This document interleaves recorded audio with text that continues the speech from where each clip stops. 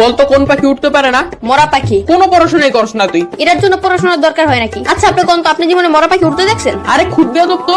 এই তোর নাম কি? কথা গুরান কে মরা পাখি উঠতে পারে? এই তুই থাকুস কই? আমার বাসায় থাকি। বদমাইশ, তোর বাসা কই এটা জিজ্ঞাসি। না আপনি জিজ্ঞেসেন আমি কই থাকি। আজব তো, এবার কত তোর বাসা কই? আরে আমি যেখানে থাকি ওই জায়গায় আমার বাসা। তোর কিন্তু আমি মাইর দিমু। পড়া তো পারস না, আবার তেরামি করস। কেন কোন পড়া পারি নাই আমি? ওইদিন তোর একটা অঙ্ক জিজ্ঞাসিলাম, পারস নাই। কোন অঙ্ক পারি নাই? ধরেন এখন ধর তোর কাছে 20 টাকা আছে, তুই 10 টাকা তোর বন্ধুরে দিলি, তোর কাছে কয় টাকা থাকে? আপনি অঙ্ক বাদ দেন, আমি কে তুই বললো যে 10 টাকা দিয়া দিমু? এই যে কোথায় কোথায় বেয়াদবি করস। এত সহজ অঙ্ক ধরলাম তাও পারস না। কি পড়স তুই? শার্ট পরি, প্যান্ট পরি, গেঞ্জি পরি, জুতা পরি। ওই স্যার করতে হইব না, মাথায় জ্ঞান বুদ্ধি বলতে কিছু নাই তোর। আপনার চেয়ে বেশি আছে। আবার তেরামি করস। কেন আমি কি? আপনি আমার বুদ্ধি পরীক্ষা করে দেখেন। তাইলে কর, সমুদ্রের মাঝখানে একটা লেবু গাছ থাকলে তুই লেবু কেমনে আনবি? বাজার থেকে কিনে আনবো। আর আমি বুঝাইতে চাইতেছি যে ওই গাছ থেকে লেবু কেমনে আনবি? ডানা দিয়ে উইরা উইরা। তোর তো ডানাই নাই, ডানা কি তোর বাপে লাগাইবো? সমুদ্রের মাঝখানে লেবু গাছকে তোর বাপে লাগাইবো?